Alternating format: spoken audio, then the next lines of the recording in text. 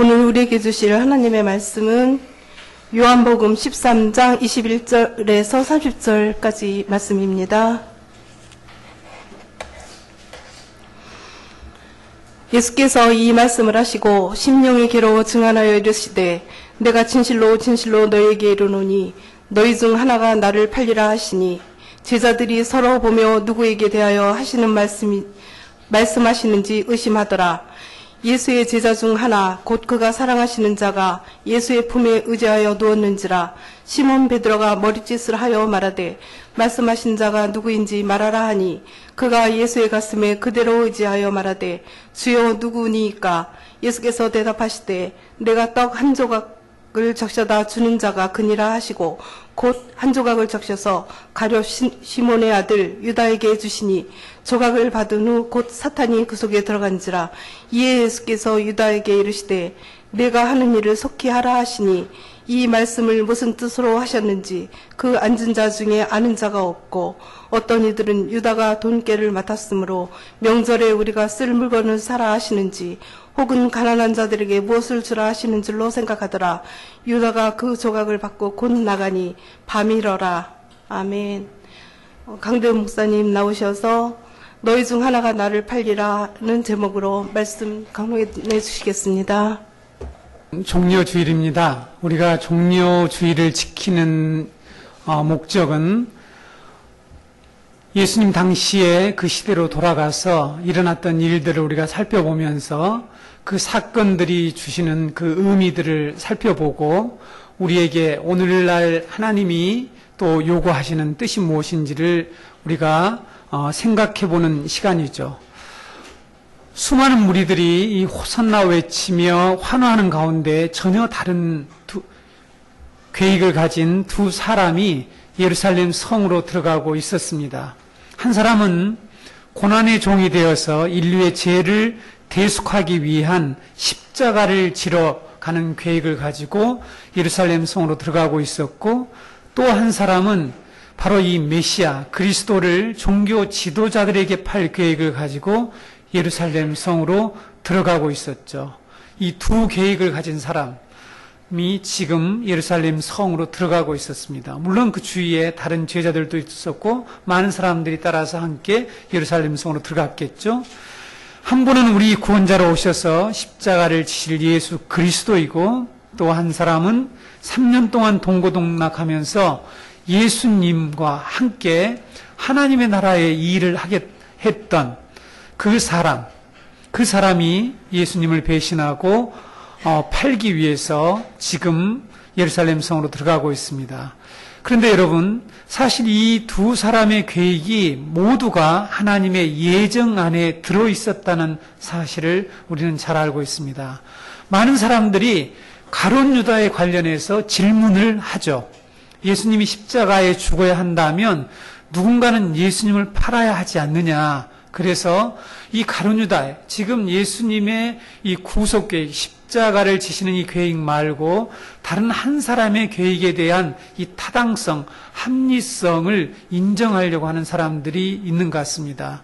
가룟 유다는 예수님을 배반했다기보다는 오히려 하나님의 구원 사역에 공헌한 자가 아닌가라는 이런 질문을 하는 사람들이 있습니다. 성경을 자세히 읽어본 사람이라면 좀 더 이 질문을 구체적으로 하게 되죠.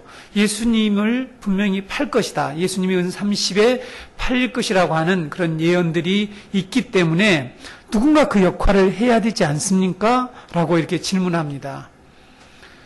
그래서 가룟 유다가 그 역할을 한 자이기 때문에 가룟 유다는 무죄가 아닙니까? 라는 이런 질문들을 하는 분들이 있습니다. 저도 들은 적이 있죠.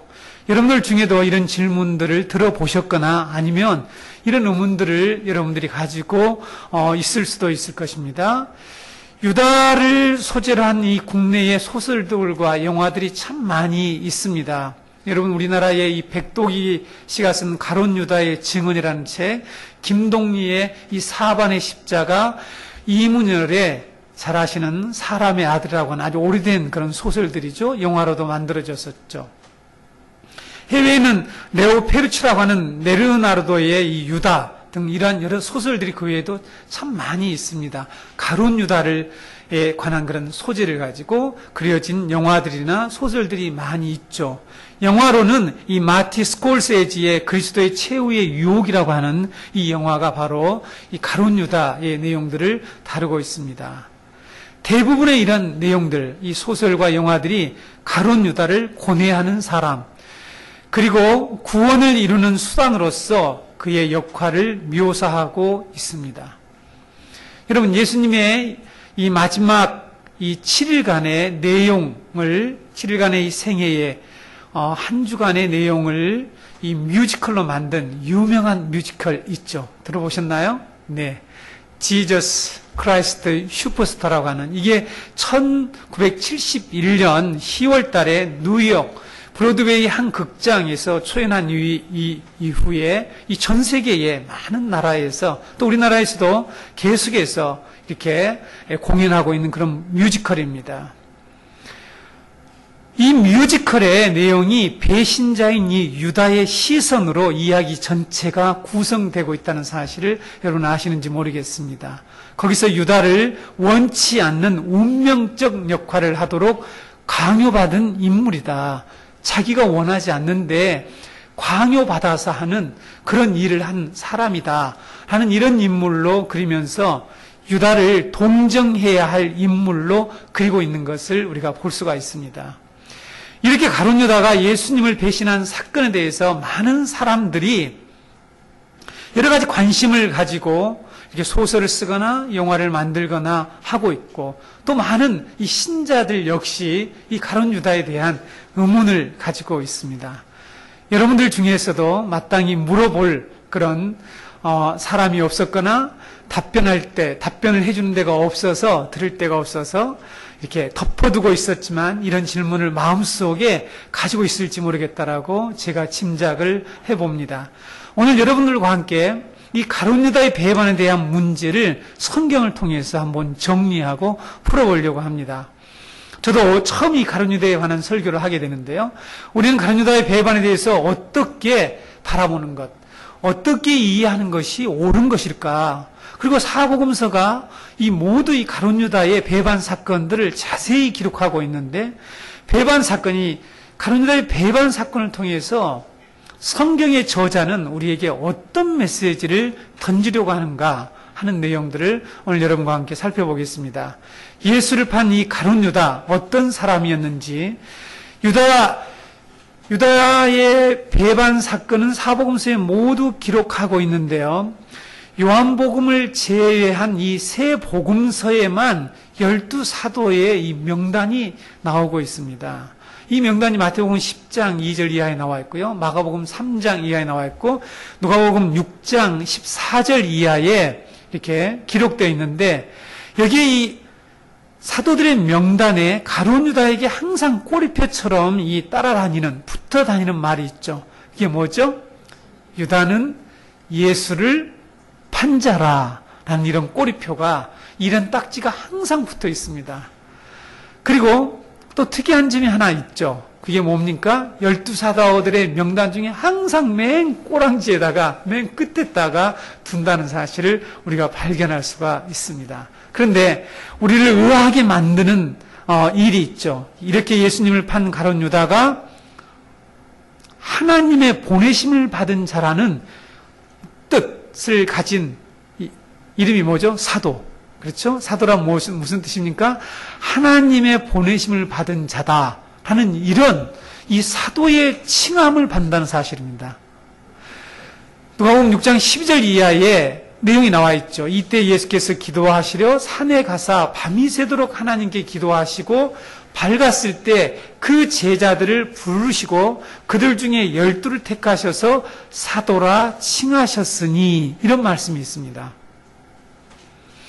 예수님께서 밤새 철야 기도를 하시고 이 뽑아서 택한 이 12사도 중에 누가 속했다고요? 바로 이 배신자, 예수를 팔자, 가룟 유다가 포함됐다는 사실은 우리들을 의아하게 만듭니다. 그렇게 주님이 밤새 동안 기도하시고 골랐는데, 고른 사람 중에 예수님을 팔 자가 있을 수 있는가? 이게 이제 우리들에게 가룟 유다에 관한 많은 질문들이 나올 수밖에 없죠. 그래서 우리는 이런 사실을 보고 자칫 오해하게 되면 예수님의 능력에 대해서 의문을 품을 수가 있죠. 도대체 예수님이 기도회에서 뽑은 사람 중에 이런 사람을 뽑을 수가 있을까? 그래서 우리가 장난치듯이 우리가 어떤 사람이 탈락되고 이렇게 공동체에서 또 어려움을 겪게 되면 예수님도 한 사람 이렇게 실수했지 않냐. 이런 식의 이제 농담을 하는데, 주의해야 될 그런 농담이라고 생각합니다. 근데 여러분, 더 놀라운 사실이 있죠. 그게 무엇입니까? 예수님은 자기를 팔자가 누구인지를 처음부터 알고 계셨다라고 하는 그런 말씀이 있다는 것입니다. 요한복음 6장 64절에 그러나 너희 중에 믿지 아니하는 자들이 있느니라 하시니 이는 예수께서 믿지 아니하는 자들이 누구며 자기를 팔자가 누구인지 처음부터 아심이러라. 요한복음 6장 64절에 처음부터 자기를 팔자를 알고 계셨다라고 말씀하고 있습니다. 여러분, 우리가 한번 상상해 봅시다. 같이 이렇게 일하기로 이렇게 하고 같이 사업을 하기로 하고 동업을 하기로 했는데 그 중에 한 사람이 배신자야. 이 사람이 나를 팔 걸 안다. 그 마음이 어떨까요? 예.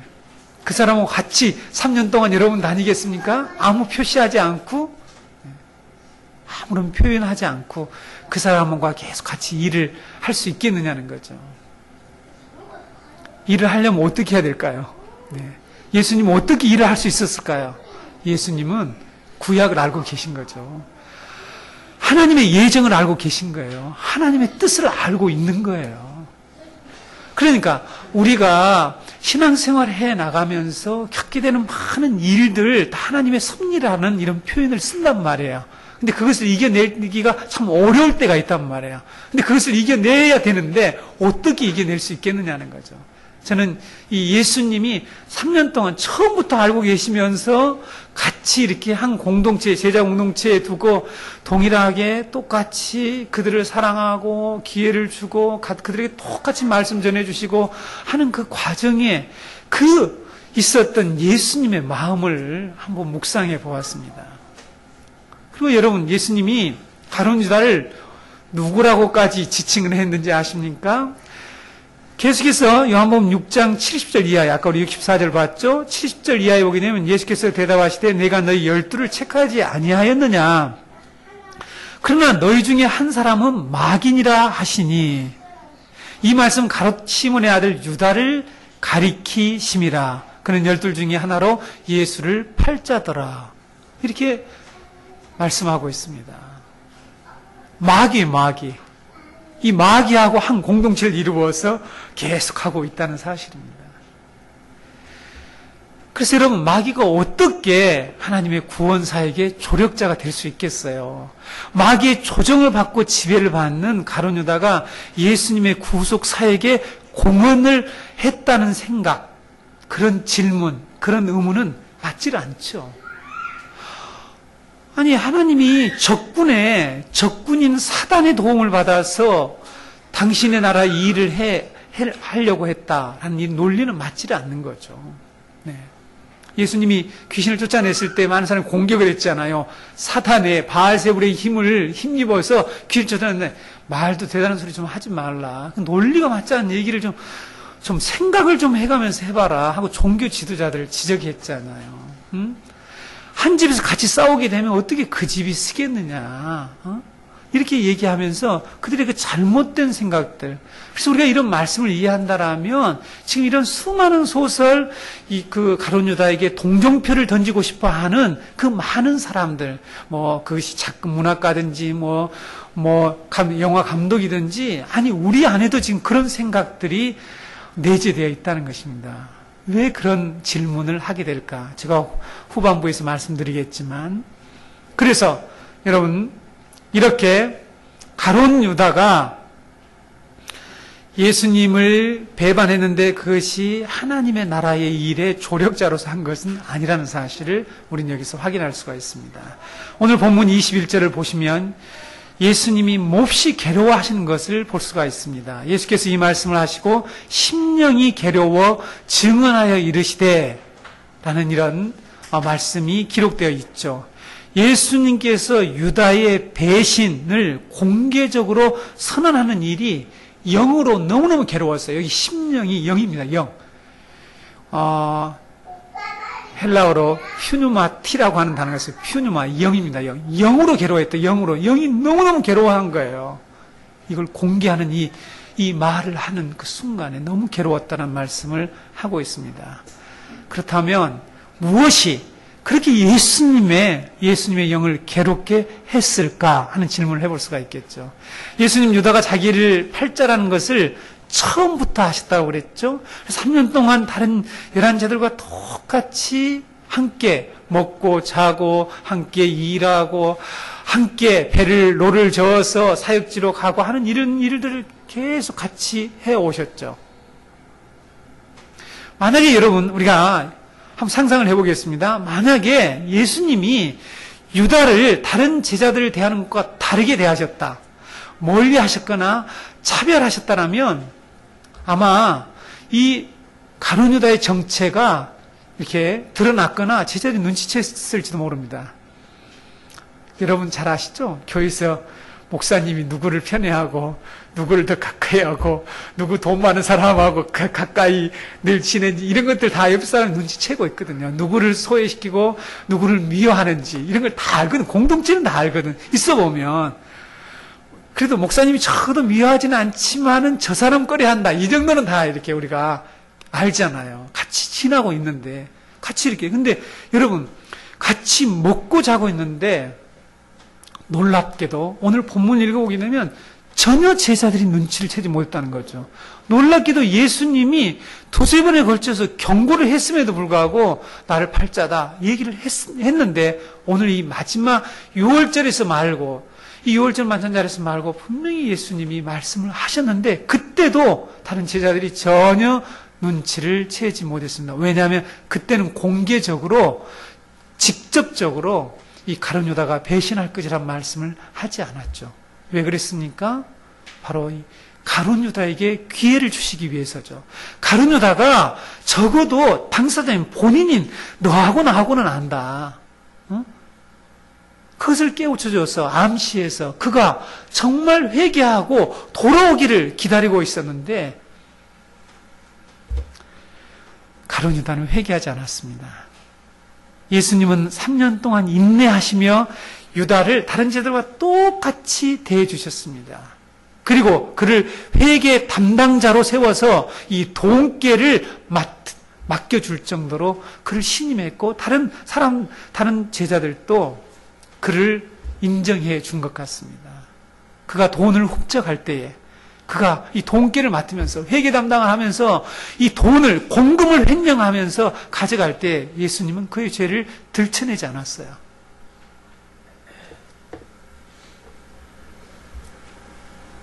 기다려주셨죠.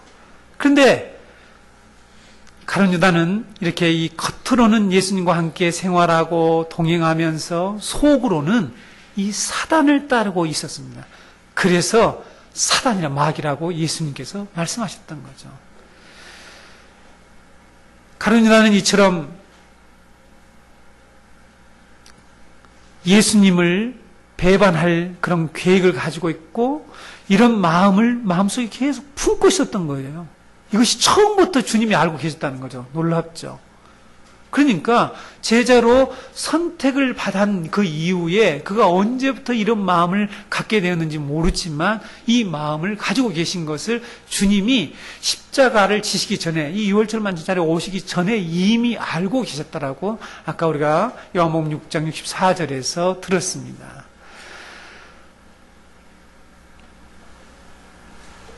그래서 예수님은 그에게 너희 중에 나를 믿지 않는 자가 있다. 너희 중에 나를 팔 자가 있다. 이런 말씀을 통해서 가룟 유다에게 내가 너의 정체를 알고 너의 계획을 알고 있다라고 사인을 보내주면서 회개할 기회를 주었지만 끝까지 그는 회개하지 않고 예수님 앞에 돌아오지 않았습니다. 예수님을 배반하고 영원히 저주의 길을 택하는 이 가룟 유다를 이제 주님께서 사단에게 넘겨주어야 한다는 이 사실, 이것이 너무너무 영으로 괴로웠다는 사실이죠. 여러분 27절에 예수님께서 빵 한 조각을 포도주에 적셔서 가룟 유다에게 주자 조각을 받은 후에 사단이 그 속에 들어갔다라고 이렇게 말씀하고 있죠. 이전까지는 아직 사단이 그를 미혹하고 있었죠. 그렇죠? 그리고 자기의 마음속에 그런 생각을 가지고 있었어요. 그러나 완전히 사단의 지배를 받고 있지 않았죠. 언제든지 그 사단의 소나기에서, 그 미혹에서, 그 시험에서, 자기의 욕망에서 자기가 그것을 떨쳐버릴 수 있는, 선택할 수 있는 그런 의지, 자유의지를 가지고 있었어요. 그런데 이제 사탄이 완전히 가룟 유다를 지배하게 된다는 사실을 주님이 아시고 너무너무 마음이 아팠다는 거죠. 여기서 우리는 많은 사람들이 가룟 유다에 대해서 가지고 있는 신학적인 질문에 대해서 한번 우리가 생각을 해보겠습니다.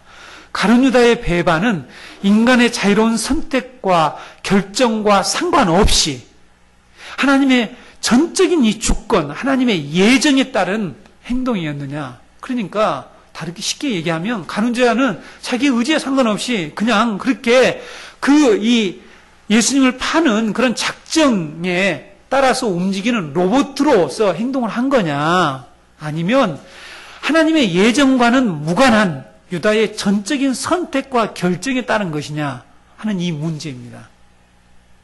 이해가 되시죠?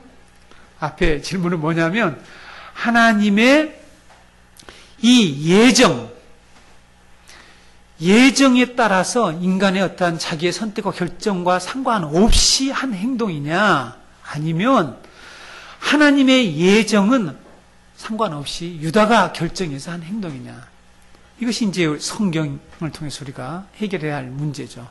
전적으로 하나님의 주권적인 예정에 따라 한 행동이라고 말한다라면 마태복음 26장 24절에서 예수님이 하신 말씀이 있습니다.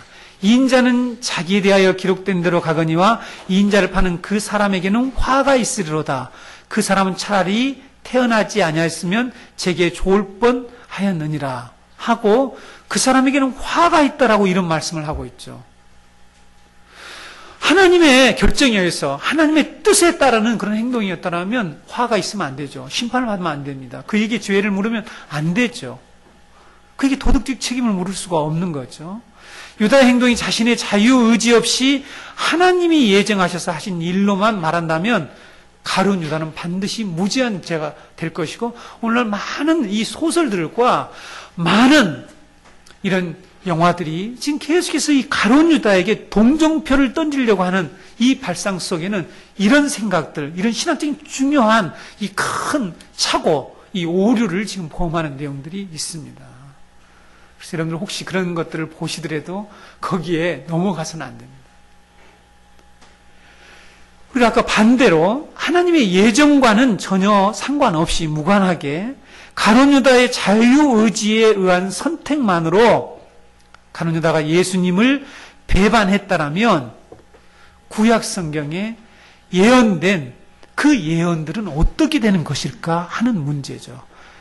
여러분 시편 41편 9절에 내가 신뢰하며 내 떡을 나눠 먹던 나의 가까운 친구도 나를 대적하여 그의 발꿈치를 들었나이다 라는 이런 예언이 있습니다. 이것이 바로 이 가룟 유다의 배반에 관한 예언인데요. 이 말씀은 역사적인 의미와 예언적인 의미를 가지고 있습니다. 제가 지난번에 말씀드렸죠. 성경의 이중적인 의미, 이중적 계시의 의미가 항상 있음을요. 역사적으로 다윗이 신뢰하던 이 조언자요, 친구이던 누굽니까? 아이도벨이 다윗을 배반한 사건에 대해서 이 다윗이 탄식한 내용입니다. 이것이 역사적인 내용이에요. 시편 40편 9절 말씀이 예언적으로는 바로 예수님을 배반하게 될 이 유다에 관한 그런 예언이었습니다. 그래서 예수님께서 제자들의 발을 씻으신 후에 요한복음 13장 18절, 우리 오늘 본문 위에죠. 18절에 보게 되면 내가 너희 모두를 가리켜 말하는 것이 아니니라. 나는 내가 택한 자들이 누구인지 알미라. 그러나 내 떡을 먹는 자가 내게 발꿈치를 들었다 한 성경을 응하게 하려는 것이니라. 라는 이런 말씀이 있죠. 그래서 지금 가룟 유다를 가리키는 내용이죠. 이것이 바로 시편 41편 9절 말씀을 인용해서 그 말씀이 지금 성취되는 것이다 라고 말씀하고 있습니다. 여러분, 스가랴 선지자는 예수님이 팔리게 될 것을 더 자세하게 예언을 했죠. 은 30에 팔리게 될 것이고 나중에 그 돈으로 토기장이 밭을 사는데 사용하게 될 것이다. 스가랴서 11장 12절에서 13절 말씀에 기록되어 있습니다. 예수님을 팔게 될 유다의 행동은 이처럼 이미 구약에서 예언된 그런 상황이죠. 그렇다면 유다의 배신 행위는 하나님의 예정이면서 유다의 선택된 행동인가? 아니면 전적인 하나님의 예정과 작정으로만 이루어지는 것인가? 아니면 전적으로 유다의 자기의 선택에 의해서만 이루어지는 것인가? 이것이 바로 우리가 동전의 양면이라고 일컫는 하나님의 주권과 인간의 책임, 인간의 자유의지의 관계의 문제입니다. 그래서 여러분, 가룟 유다의 딜레마라고 합니다.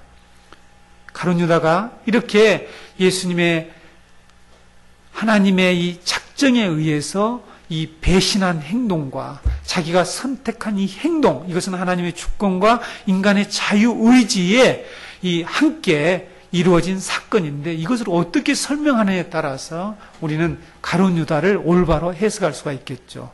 유다는 자신의 욕망에 의한 선택으로 자기를 선택하여 사도를 택해 주시고 자기를 사랑한 예수님을 배신하게 된 배신자인 것입니다. 하나님은 자기 욕망을 사로잡혀, 자기 욕망에 사로잡혀 있는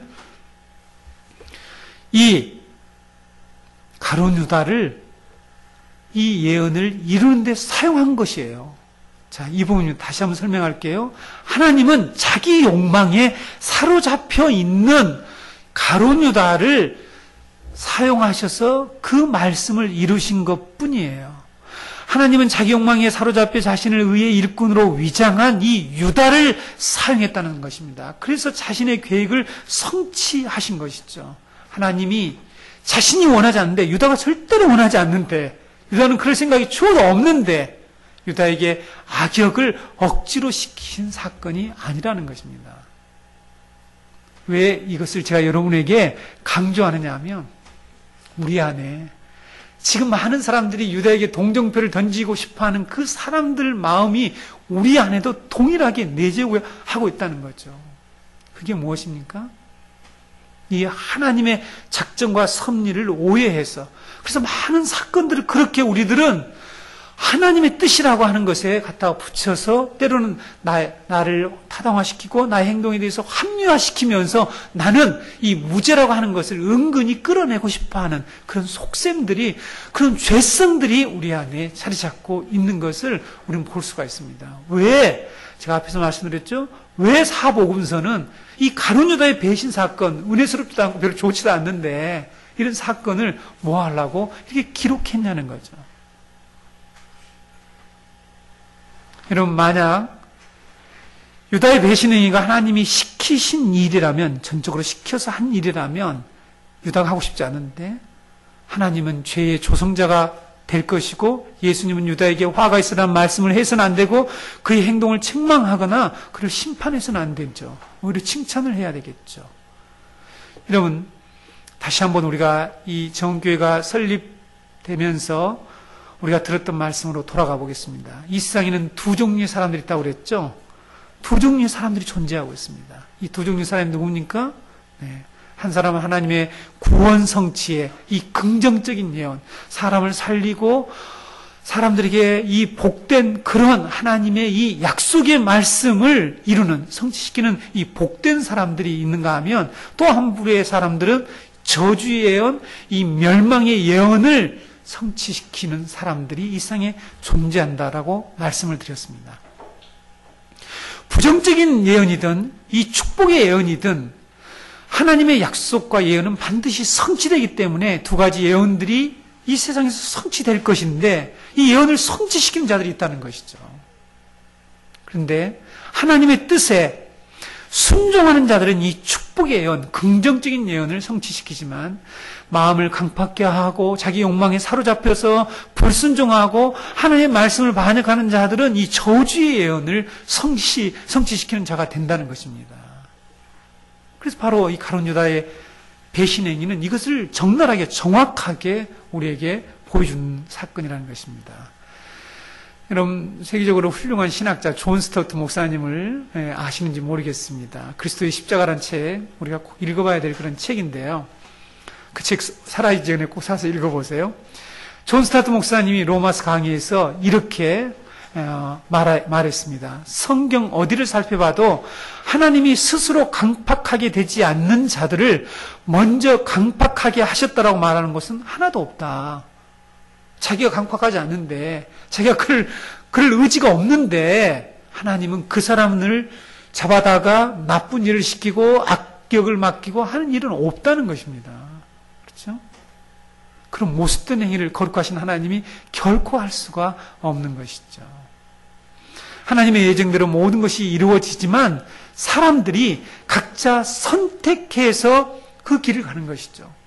하나님은 사람을 로봇으로 만들지 않으셨다는 것을 우리는 기본 상식적으로 알고 있죠. 자신의 행동에 책임을 지는 도덕적 존재로 하나님은 사람을 창조하셨습니다. 만약 하나님의 예정대로만 된다고 말한다면, 모든 일을 하나님의 주권이라고만 말한다면 하나님은 사람들의 행위에 대해서 심판할 수가 없다는 것이 바로 이게 문제라는 것이죠. 심판할 수가 없어요. 왜냐하면 자기가 시켰는데 어떻게 그 사람을 심판하겠어요. 그렇죠? 이 세상에서 나쁜 일 시켜놓으니까 자기가 뒤가 구리니까 남의 말을 못하는 경우가 있잖아요. 오늘 아침에 오면서 양념으로 얘기를 좀 하겠습니다. 우리 아내가 어젯밤에 텔레비전의 모 프로에서 2단 집단이 나왔대요. 보셨나 보죠? 네, 보신 분들은 이해가 되시는지 모르겠지만 아침에 아내가 설명해서 알았습니다. 전부 다 같이 나쁜 일을 해가지고 이 나쁜 일을 발설하지 못해가지고 그 공동체를, 그 집단을 이렇게 유지해 나가는 그런 전략을 쓰고 있는 걸 봤다. 이렇게 이제 해석인지 사실인지 제가 우리 아내의 얘기를 들었습니다. 아침 차에 오면서. 하나님 그러신 분이 아니에요. 나쁜 일을 시켜놓고 그것이 하나님의 뜻이다 이렇게 하면서 있을 수가 없는 일입니다. 그래서 여러분, 가룟 유다의 이 딜레마, 가룟 유다의 하나님의 주권과 자기의 선택에 의해서 이루어진 이 사건에 대해서 우리들은 가룟 유다에게 동정표를 던지거나 그런 일을 해서는 안 된다는 것입니다.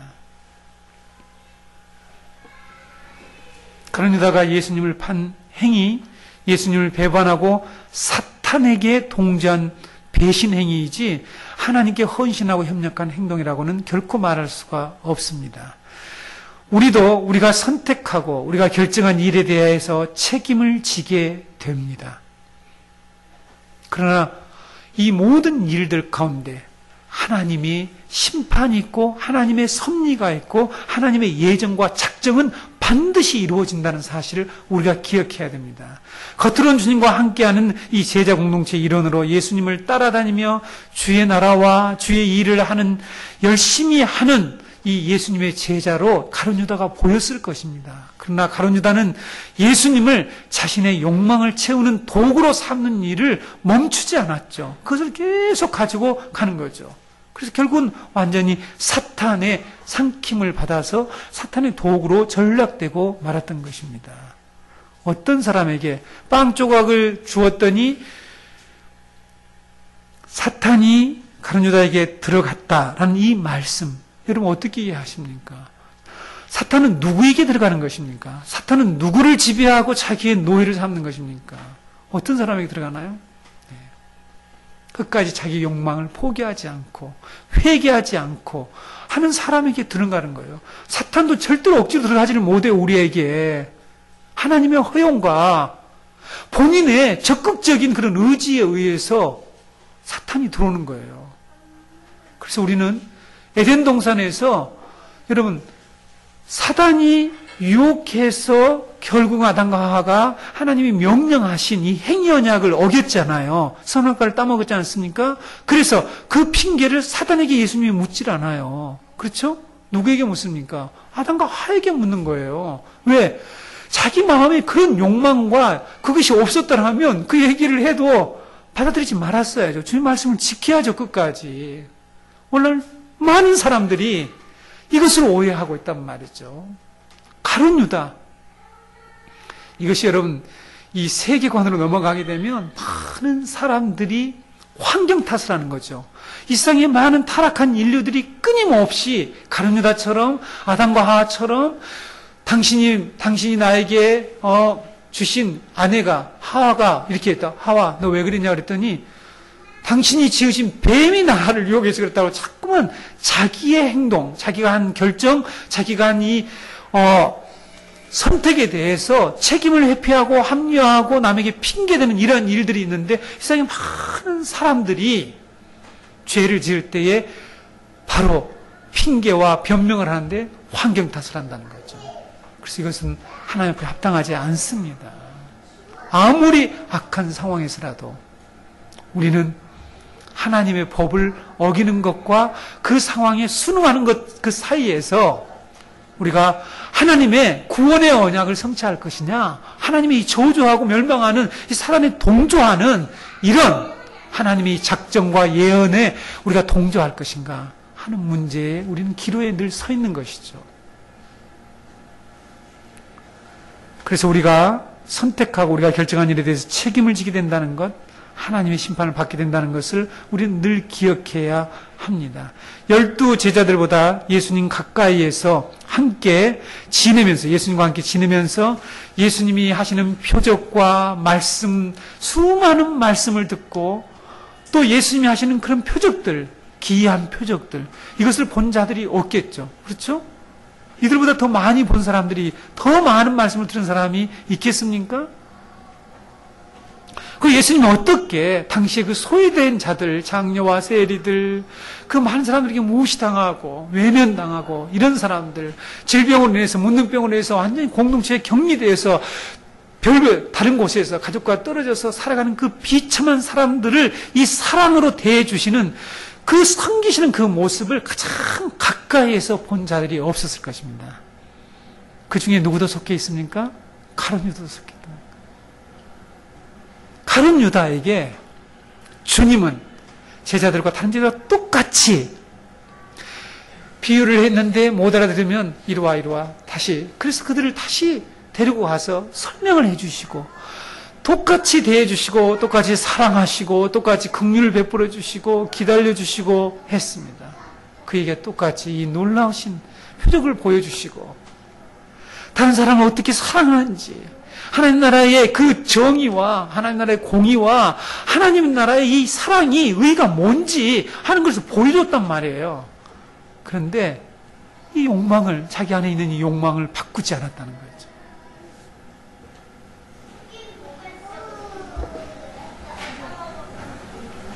그래서 여러분, 가룟 유다의 배반의 이 사건이 주는 메시지는 분명합니다. 가룟 유다가 예수님을 팔 그 이 동기를 우리가 살펴보면서 가룟 유다의 배반 사건이 주는 메시지를 살펴보겠습니다. 여러분, 가룟 유다가 예수님을 배반하고 팔게 된 이유가 무엇 때문입니까? 여러분 어떻게 이해하고 있습니까? 가룟 유다가 예수님을 판 동기가 있어요. 그렇죠? 이 동기가 두 가지죠. 두 가지. 저는 두 가지라고 이 말씀을 통해서 이해하고 있습니다. 첫 번째는 무엇입니까? 네, 우리가 잘 알고 있는 이 돈 문제예요. 돈 문제. 돈 문제 때문에 예수님을 팔았다는 것입니다. 가룟 유다는 우리가 앞에서 말씀드렸고 잘 아는 바와 같이 이 제자 공동체, 예수님의 이 공동체에 돈깨를 맡은 회계 담당자였다는 사실입니다. 예, 오늘날 교회 회계 담당자들 중에 가룟 유다들이 얼마나 많은지 모르겠어요. 그렇죠? 참 얘기를 많이 들었습니다. 아니, 건축원 갖고 이렇게 토낀 사람, 토낀 장로, 네, 서신동이, 제가 아는 목사님도 건축할 이쪽에 육지구에서 서신동으로 옮겨가려고 딱 했는데 장로님 돈을 가지고 가버려가지고는 한동안에 아주 고난을 겪다가 지금은 예배당이 상당히 큰 교회인데, 제가 성수년 때 알았던 그런 목사님이신데, 제가 그런 얘기를 듣고, 겁도 참 없구나. 겁도 없어. 도대체 그러니까 가룟 유다가 너무너무 많다는 거예요. 예수님 말씀을 오랫동안 듣고 남들 보기에 신실한 것처럼 보이고 교회 직분도 있고 하는데 그 안에는 속에는 여전히 이 자기의 이 욕망을 끊지 못한 가운데 예수를 자기의 욕망의 도구로 이용하면서 계속 따라가는 사람들이 있다는 거죠. 여러분, 가룟 유다를 한번 가만히 우리가 깊이 묵상할 필요는 없습니다만은 가룟 유다가 얼마나 똑똑하고 얼마나 잘났는지 다 갈릴리 출신인데 가룟 유다만 저 이시카리옷이라고 하는 저 남부 지방, 네게부 지방에서 유일하게 올라온 제자예요. 근데 여러분이 잘 아신다시피 이 세관 출신이 회계나 이렇게 돈 문제에 대해서는 전문가가 한 명 있잖아요. 마태 있잖아요, 마태를 제칠 정도다. 예? 마태를 제치고 이 제자 공동체의 다른 사람들에게 그 사람 회계 담당 시키면 잘할 거야. 이렇게 인정받지 않았을까요? 그래서 다른 사람들이 신뢰했을 것입니다. 돈에 밝았을 거예요. 그런 전문 지식을 가진 자가 바로 이 가룟 유다였다는 사실입니다. 그런데 그렇게 예수님과 제자들의 신임을 받는 위치를 그 직책을 이용해서 제자 공동체의 재정, 그것을 어떻게 했습니까? 훔쳐갔다면 빼먹는 이런 나쁜 짓을 했다라고 우리가 요한복음 12장에 기록하고 있지 않습니까? 우리가 잘 아는 사건이 마르다가 값비싼 향유를 예수님 발에 붓고 머리털로 씻는 행위를 보고 유다가 뭐라고 마리아에게 질책했습니까? 이 향유를 어찌 300데나리온에 팔아서 가난한 자들이 주지 않냐, 이런 얘기를 했죠. 질책을 한 거예요. 겉으로는 가난한 자를 생각하는 척 말했죠. 속으로는 어떻게 했습니까? 이것을 팔아서 내가 그 돈이 만약에 입금되는 순간에 이 커미션을 받든지 부풀리든지 해가지고 그걸 빼먹으려고 하는 그런 생각을 가졌죠. 그래서 그 말씀에 이어서 돈을 훔치는 자이다. 돈계를 맡았는데 돈을 훔치는 도둑이었다. 라는 말씀으로 가룟 유다의 정체를 거기서 드러내고 있습니다. 이렇게 가룟 유다는 빛 대신 주님과 함께 동행하면서 산 위에서 하신 이 보배로운 교훈, 우리가 흔히 말하는 산상보훈을 통해서 얼마나 많은 말씀을 들었습니까? 너희를 위하여 보물을 땅에 쌓아두지 말라. 내 보물 있는 곳에 너 마음이 있다. 너희의 마음이 있다. 하나님과 재물을 겸하여 섬길 수 없다. 라는 말씀을 그는 들었죠.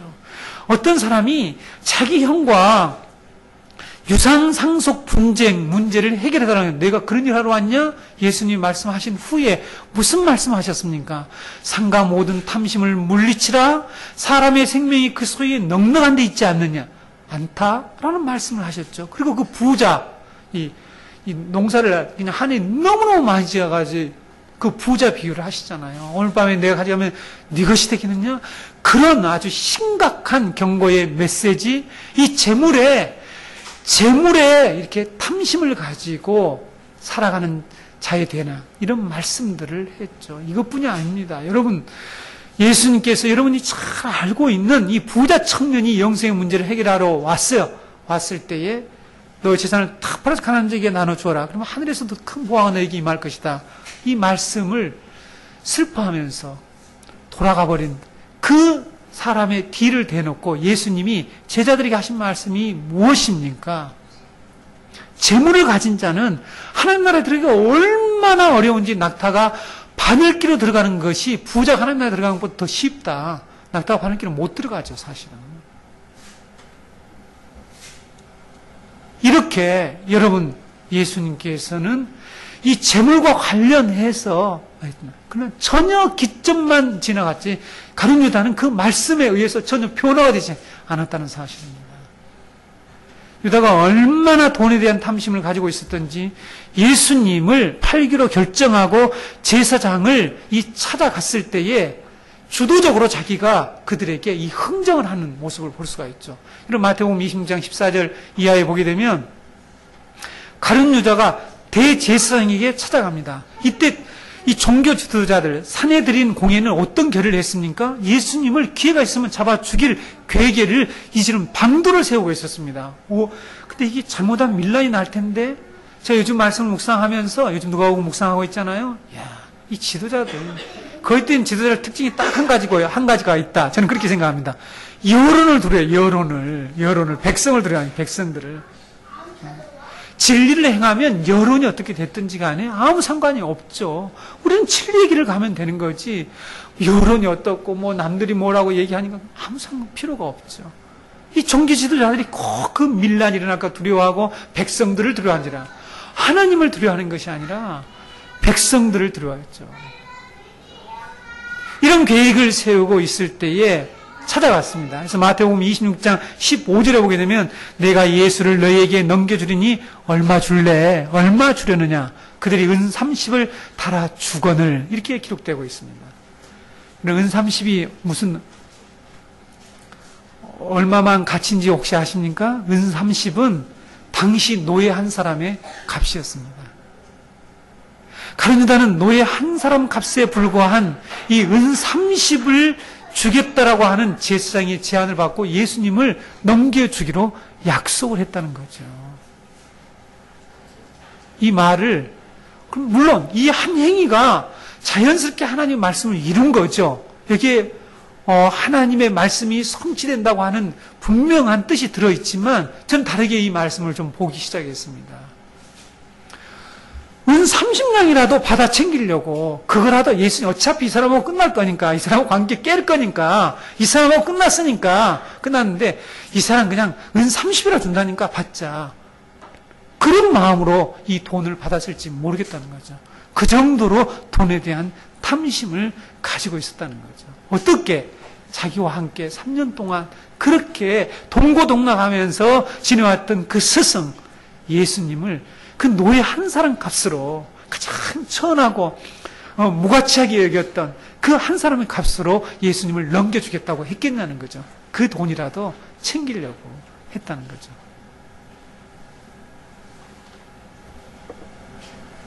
우리는 사도 바울이 디모데에게 권면하는 말씀을 통해서 유다가 돈에 대한 탐심 때문에 주님을 배반했다는 사실, 주님을 팔았다는 것을 알 수가 있습니다. 디모데전서 6장 7절에서 10절 말씀 보시게 되면 우리가 세상에 아무것도 가지고 온 것이 없음에 또한 아무것도 가지고 가지 못하리니 지금 디모데, 목회자인 디모데에게 사도 바울이 이 믿음의 아들 디모데에게 하는 얘기입니다. 우리가 이런 말씀을 잘 기억해야 된다는 거죠. 가져가지 못해요. 가져가지 못하는데 지금 가룟유다처럼 돈 때문에 예수님을 팔고 하나님을 팔고 교회를 팔고 그리스도 몸된 교회를 파는 이런 일들이 21세기 예수님이 이 가룟유다 배반 사건이 일어났던 2000년이 지난 이 시간에도 우리 가운데서 보셨다는 거죠. 8절에 오게 되면 우리가 먹을 것과 입을 것이 있은즉 족한 줄로 알 것이니라. 부활에 하는 자들은 시험과 올무와 여러 가지 어리석고 해로운 욕심에 떨어지나니 곧 사람으로 파멸과 멸망에 빠지게 하는 것이라. 돈을 사랑함이 일만하게 뿌리가 되나니 이것을 탐내는 자들은 미혹을 받아 믿음에서 떠나 많은 근심으로 자기를 찔렀도다. 여러분, 가룟유다가 어떻게 죽었습니까? 가룟유다가 나중에 후회를 해요. 그렇죠? 나중에 후회를 하잖아요. 그래서 은 30을 가지고 다시 제장을 찾아가요. 받아라. 나 이거 거래 취소하겠다 했더니 나 모른다. 우리 몰라. 끝났어 거래. 이렇게 하니까 돈을 던졌죠. 그래서 돈이 너무 지저분하다고 해서 어떻게 했습니까? 그 돈은 피밭을 사잖아요. 피밭을. 그래서 거기에서 나중에 사도행전의 1장에 보니까 거기서 자기가 자살해서 자기를 해서 죽어요. 창자가 터져서 나와요. 그게 피밭이 되는 거죠. 성경 예언이 시편 예언이 그대로 이루어지는 거죠. 돈은 예수님을 팔아 넘길 정도로 위력이 있다는 사실입니다. 우리 돈 무시하지 않죠? 예. 여러분, 돈을 좋아하지만 말고 돈의 위력과 돈을 무시해서는 안 됩니다. 돈이라고 하는 것이 얼마나 위험한지를 이 시대의 그리스도인들이 꼭 기억해야 됩니다. 그래서 돈 문제에 대해서는 절대로 사단의 미혹을 받지 않아야 되겠다라는 것이 저의 평상시에 아주 중요한 그래서 어떤 것도 욕심을 부려서는 안 된다. 그것이 선하고 좋은 일이라고 할지라도 그것이 주님의 일에 관련됐다 할 때 욕심을 부리는 과정에서 돈이 개입되고 그 돈에 의해서 우리가 결국 주님의 이름을 더럽히는 일들을 할 수가 있다라는 이것을 제가 늘 주의합니다. 그래서 돈 문제는 가급적 제가 관여하지 않으려고 하는 것이 저의 이 목회자로서 항상 가지고 있는 생각이죠. 돈을 위해서는 하나님도 팔아버릴 수 있고 우리의 구원자 되시는 예수님도 얼마든지 팔 수 있고 주님의 몸된 교회까지도 사고 파는 이런 일들, 심지어는 복음까지도 그리스도의 피 묻은 복음까지도 세일즈하에서 팔아버리는, 여기 세일즈라는 좋은 말이 아닙니다.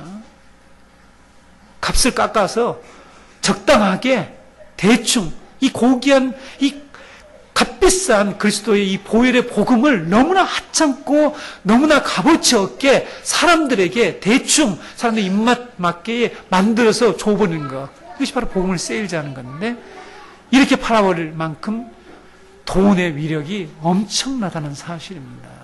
이것을 우리는 가룟 유다의 이 배반 사건을 통해서 볼 수가 있죠. 돈에 대한 탐심, 이것은 분명히 성경은 악이라고 얘기하고 있었죠. 저도 이 돈 문제를 부정적으로 취급하는 설교가 인기가 없다는 것을 너무너무 잘 알아요. 너무너무 잘 압니다. 이 시대가 참 악하죠. 돈은 우상숭배고 하나님 자리까지 넘보는 또 하나의 신이라는 사실을 성경은 일관되게 말하고 있습니다. 우리가 주님을 따르는 데 있어서 가장 위험한 적이 있다면 바로 이것이라는 거죠. 여러분, 성경에 돈에 관한 말씀이 얼마나 되는지를 알고 계십니까? 성경에 돈에 관한 이 말씀이 2359절이래요. 돈, 소유, 그리고 영혼이라고 하는 이 랜디 알코니라고 하는 이분이 쓴 책에 2359절이래요. 이분이 연구했는데 기도와 믿음에 관한 말씀보다 2배나 많대요. 이렇게 2359절이라고 하는 이 재물에, 돈에 관한 말씀이 있다고 합니다. 제가 책 얘기를 많이 해서 죄송한데요. 제가 오래전에 그레고리 루이스, 참 오래된 책입니다. 약물이 서원에서 나온 하나님을 파는 세일즈맨이라고 하는 이 그레고리 루이스가 쓴 책을 보면서 참 마음이 아팠습니다. 교회가 하나님을 팔고 그리스도를 어떻게 교묘하게 이렇게 팔아 넘기는지, 그것을 이용하는 하고 있는지에 대한 내용들이 그 속에 자세히 기록된 것을 보고 너무 부끄럽고 가슴이 아팠습니다. 근데요, 제가 지난해에 또 한 책을 보게 됐습니다. 이 스카이 제슨이가 쓴 하나님을 팝니다. 이 디바인 커머디티라고 하는 거룩한 상품이라는 뜻입니다. 이게 원제는 거룩한 상품이라는 뜻인데 우리나라 말에 하나님을 팝니다라는 이런 제목으로 번역이 되었습니다. 하나님이 우리에게, 이 책에서 이런 내용이 나와요. 하나님이 우리에게 유용하지 않으면 얼마든지 팔아버릴 수 있는 존재다. 이 시대의 교회와 신자들이 하나님도 단지 우리가 사용할 자원에 불과하다고 생각한다는 거죠. 그런 생각으로 지금 주님을 따라가는 사람들이 많다는 거죠. 이게 누굽니까? 가룟 유다란 말이에요. 가룟 유다. 하나님도 예수님도 메시아도 자기에게 유용하다고 생각하지 않으니까 팔아버린 거예요.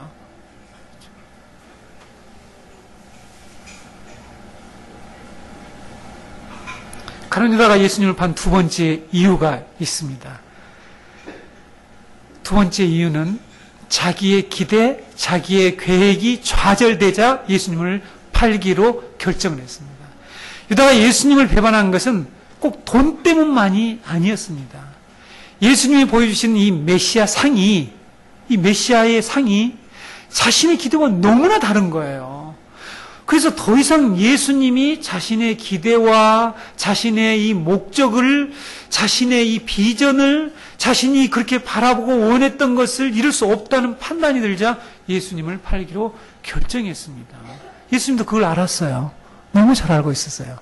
여러분, 누가복음 19장 11절에 보게 되면 이런 말씀이 있습니다. 19장 11절에 누가복음, 그들이 이 말씀을 듣고 있을 때 비유를 더하여 말씀하시니 이는 자기가 예루살렘에 가까이 오셨고 그들은 하나님 나라가 당장에 나타날 줄로 생각함이러라. 이게 무슨 말인가 하면 많은 사람들이 예수님을 따르는 수많은 무리들이 심지어는 이 제자들까지도 특별히 이 가룟 유다는 예수님이 예루살렘으로 점점 가까이 다가가면서 그 예수님이 수많은 무리들을 모이게 만들 수 있는 능력, 또 그들을 이렇게 일시에 오병이어로 먹일 수 있는 능력, 병을 고치고 무리에 거구하는 이 엄청난 능력으로 어떤 일을 해주기를 바랐냐면 자신들을 지금 지배하고 있는 이 로마로부터 이 로마를 추방하고 자기들을 이 로마로부터 회복시켜주는 이 이스라엘 왕국을 회복시키기 이 정치적인 유대인의 왕이 되어줄 것을 기대했다는 거죠. 이것이 바로 하나님 나라가 당장에 나타날 줄로 알았다는 말이 뭐냐면 이스라엘을 회복할 때가 이제 된 줄로 착각했다는 것입니다. 제자인 이 유다는 그 왕국에서 자기도 덤으로 영광과 권세를 누릴 것으로 기대하고 계속 따라오고 있는데 가만히 돌아가는 판세를 보니까 어떻게 되고 있습니까? 이게 아니야. 이게 그렇게 돌아가질 않아. 그리고 지금 자기들이 열세고 지금 점점 예수 그리스도가 결국은 아무런 능력 없이 죽게 되었다는 사실을 감지하게 되는 거죠. 그 예수님도 자꾸만 자기가 예루살렘에 오게 되면 대제사장과 바리새인들에게 서기관들에게 붙잡혀서 고난을 받고 십자가 못 박혀 죽는다. 이런 말씀을 반복적으로 하니까 이게 생각하고 다르네. 이런 마음이 들기 시작하는 거죠. 그런데 점점 갈수록 사내들인 공회의 힘이 훨씬 크게 보이고 그들이 자기의 스승인 이 메시아를 잡아 죽일 것이 확정적으로 보이는 것을 알게 된 거죠. 여러분, 예수님의 그 계획, 하나님의 이 오랫동안 준비하시고 작정하셨던 이 구세계의 계획을 이루려고 예수님이 가시고 계신데 지금 가룟 유다는 이 자기의 기대, 자기의 목적, 자기의 이 비전들을 품고 따라가다가 그것이 좌절된 것이 확인되자 예수님을 팔아버렸습니다. 예수님이 선포하고 가르치는 하나님의 나라를 세우는데 헌신하고 자기를 부인하기보다 가룟 유다는 자기가 원하는, 자기가 기대하는, 자기가 원하는 왕국을 세워달라는 거죠. 그것이 무너졌습니다. 그래서 예수님을 배반해버린 거죠. 가룟 유다가 예수를 따랐던 목적, 이 돈과 자기 기대와 계획을 이루는 거예요. 여러분, 저도 이런 얘기를 하고 싶질 않아요.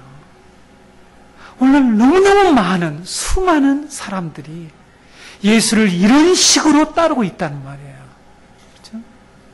예수님을 자기 욕망을 채워줄 도구로, 예수님을 자기에게 돈을 많이 붙여주는 그런 사람으로, 예수님이 자기의 사업을 성공시켜줄 자로 예수님의 이름을 빌어서, 큰 교회의 이름을 빌어서 자기의 사업을 이루려고 하는 그 사람들이 있다는 말이죠. 제2의 가룟 유다가 있다는 말이에요. 그런 일들이 다가올 것을 주님은 아셨단 말이에요.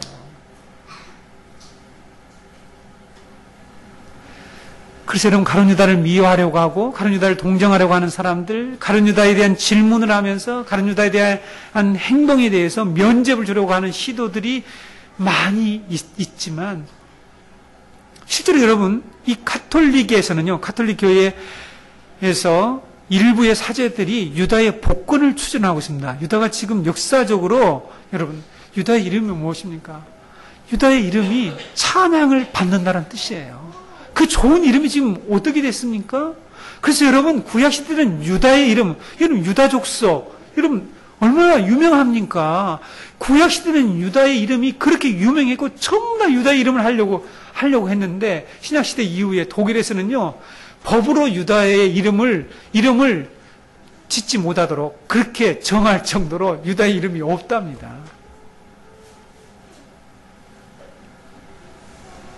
가룟 유다의 행동은 결코 동정받을 수가 없습니다. 오늘 본문을 보면 여러분, 제자들 중에 가룟 유다가 예수님을 배신하게 될 거라고 생각한 사람이 아무도 없었다는 사실이에요. 그래서 예수님이 너희 중 하나가 나를 팔리라 말씀하셨을 때 제자들이 어떤 표정을 지닙니까? 자, 이 부분 우리 살펴보고 마치겠는데요. 서로 쳐다보는 거예요. 서로 쳐다보냐. 야, 누구에게 한 말이냐. 서로 쳐다보는 거예요. 서로 의심의 눈초로 쳐다보는 거예요. 그런데 여러분, 이 말씀에 우리가 그 이면에 속에 들어가 보자는 거죠. 제자들이 지금 어떤 상황이 됐을까요? 자기 외에는 믿을 사람이 없는 거야. 여러분, 얼마나 비참한 지금 공동체로 전락되어 있습니까? 이 중에 예수님을 팔 자가 있다고? 배신할 자가 있다? 자기는 아니잖아요. 자기는 아니니까 이제 남을 참 오시면 혹시 누구 집사 아니야? 이렇게 생각하면서 쳐다보고 서로 쳐다보고 의심했다라고 하는 거죠. 예수님이 그래서 이 말씀을 그동안에 계속해서 직접적으로 공개적으로 선하지 않으셨죠. 물론 암시적으로 팔자가 있다라고 말씀을 하셨지만 그때는 제자들 또 그것도 깨달지도 못한 것 같아요. 아무 반응이 없어요. 그래서 십자가를 앞두고 지금 이 마지막 유월절 자리에서 말씀할 때에 제자들이 이런 반응을 보입니다. 여러분, 이런 반응에는 두 가지 의미가 들어있죠. 하나는 제가 앞에서 언급한 것처럼 주님께서 가룟 유다의 정체를 아시고도 조금도 티를 내지 않으시고 끝까지 그를 사랑해 주시는 그 측면이 있었습니다. 그래서 가룟 유다가 철저히 이렇게 자기 안에 이런 예수님 팔 계획을 가지고 있었지만 주님이 그를 전혀 차별하지 않고 전혀 주님이 표현하지 않음으로 인해서 그는 이렇게 지금까지 주위 동료들도 모를 만큼 그 계획을 품고 있었죠. 또 하나는 무엇입니까? 가룟 유다인지 결국은 이중성이죠. 철저하게 자기를 위장했다는 거죠. 자기가 경건한 것처럼 위장했고 자기가 신실한 것처럼 자기가 정말 주님의 일을 잘하는 것처럼 그래서 아무도 공동체 식구들 중에 이것을 눈치채지 못하겠다는 것입니다.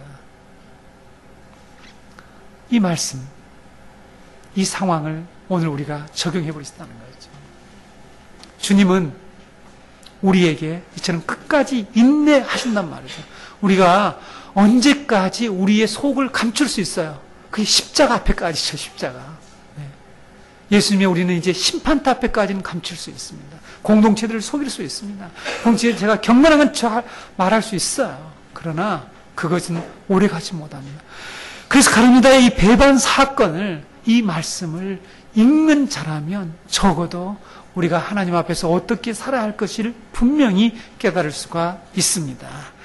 오늘 30절 유다가 그 조각을 받고 곧 나가니 밤이라는 말씀이 있죠. 유다가 나간 시간이 물리적인 밤도 됩니다. 그러나 그는 영혼의 깊은 어둠 속으로 밤 속으로 들어가고 말았습니다. 가룟 유다는 더 이상 이제 빛으로 나올 수가 없습니다. 가룟 유다는 예수님의 은총의 한계를 넘어가 버렸다는 사실입니다. 하나님의 은혜의 한계성 밖은 항상 어둠이고 캄캄한 흑암이라고 하는 것을 성경이 말씀하고 있죠. 빛 대신 예수님과 동행했던 이 낮의 시간이 이제는 끝나버린 것입니다. 그래서 예수님이 그에게 빵 한 조각을 주자 그 속에 사탄이 들어갔고 그가 나가자 밤이라고 이렇게 성경은 말씀하고 있습니다. 그는 더 이상 빛 대신 주님과는 상관없는 어둠의 자식이 되어버리고 말았다라고 말씀하고 있습니다. 성도 여러분, 한 가지 우리가 깊이 이 고난주간을 앞두고 우리가 무엇을 기도할 것인가? 저는 이 시대에 마치 가룟 유다가 다시 살아서 돌아온 것 같은 착각을 일으킬 정도로 오늘날 이 교회 안에 수많은 그리스도인들이 이 돈과 자신의 명예와 자신의 성공과 목적을 이루는 수단으로 예수님을 팔고 있다는 사실을 보게 됩니다. 마음이 너무너무 아프죠. 그래서 우리가 예수님의 고난주간을 맞이하면서 우리가 진정으로 우리가 살고 있는 이 땅, 우리가 속해 있는 이 한국 교회를 위해서 우리가 무엇을 기도해야 할 것인가? 이 고난주간에 우리가 매년 돌아오는 이 고난주간에 무엇을 붙잡고 그 보배로운 피를 흘리신 그 예수님의 피가 헛되지 않기 위해서 우리는 무엇을 기도해야 할 것인가 하는 것을 여러분들 오늘 말씀을 통해서 깨닫기를 원합니다. 가룟 유다와 같이 예수님을 팔아서 자기 이익을 챙기고 자기의 목적을 성취하려고 하는 그런 행위, 이러한 것들이 교회에서 하루속히 사라져서 정말 신실하게 주의 나라와 복음을 위해서 살아가는 그런 하나님의 이 그리스도의 신실한 공동체들이 우리 한국 땅에 더 많이 생길 수 있도록 기도하는 한 주간이 되기를 바랍니다. 기도합시다.